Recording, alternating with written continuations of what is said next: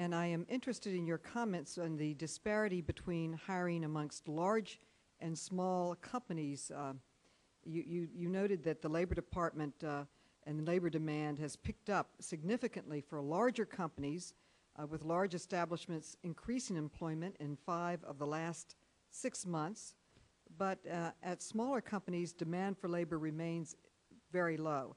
And part of that, the weak demand for new hiring, reflects the reality that small businesses are more dependent on bank lending, which is still very tight, and which may be limiting their growth. You mentioned that the President in his State of the Union talked about the $30 billion TARP money loan program. Could you comment on where that stands at this point? And also, what impact do you believe the administration's proposal to raise the cap on Small Business Administration 7A loans to $5 million could have on small business hiring? Well, I think the diagnosis is right, that the sector or the segment of employers that are lagging most behind now in hiring is small businesses. I think that that's a common pattern after recessions that are caused by financial crises. Our data are not all that great in looking. Unfortunately, we don't have all that many financial panics to look at.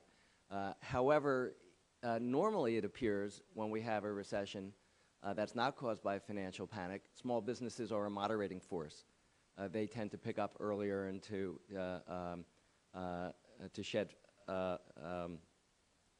to contribute less to job losses on the way down. That was the case in the recession in the early 2000s and then the recovery. In the current climate, however, it seems to be the reverse. And larger companies, which I mentioned, which have more access to credit markets because they have access to corporate bond markets, do tend to be expanding more. So that suggests to me that one avenue is to work directly on improving credit markets. And quite a bit of effort has been put into trying to stabilize credit markets, as you know, trying to strengthen banks, to have them raise capital where they're in a position where they can lend.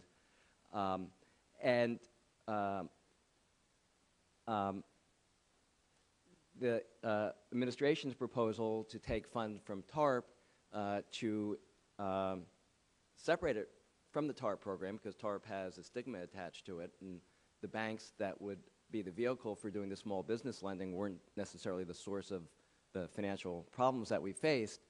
To take these funds, invest them in viable banks, invest the capital in these banks at an interest rate of, say, 5%. If the banks increase their lending to small businesses, lower the interest rate. That gives them a strong, powerful incentive to increase their lending. And we've been working intensely with the congressional leadership to try to move this proposal forward. On the 7A loans, the cap of $1 million prevents, in particular, startups in certain segments for small businesses. For example, many franchises would require more than $1 million for a startup. And franchise companies tend to be fairly stable businesses, fairly stable employers. So raising the cap to $5 million, I think, will open up kind of a new segment for SBA loans with potential beneficial consequences for job growth. Well, assuming we can get this legislation through, lifting the cap and having targeted monies through Treasury and TARP for small businesses, how quickly could we expect increased capital to flow through to hiring? Well, I think some of it is a matter of confidence on the part of the employers. I think some of it is there's a considerable amount of damage that was caused by the recession. A lot of uncertainty remains. And if the dynamic changes to one in which companies are expecting to see demand increase, which they are seeing, if they are expecting the recovery to continue, and if public policy can reinforce those expectations, it's entirely possible that we can see a continuation of the improvement that we've seen in terms of job growth. although I have to say that the normal pattern after a recession is that unemployment declines painfully slowly. Job matching takes time in the job market, and unfortunately, the historical pattern is that unemployment declines very slowly after recessions.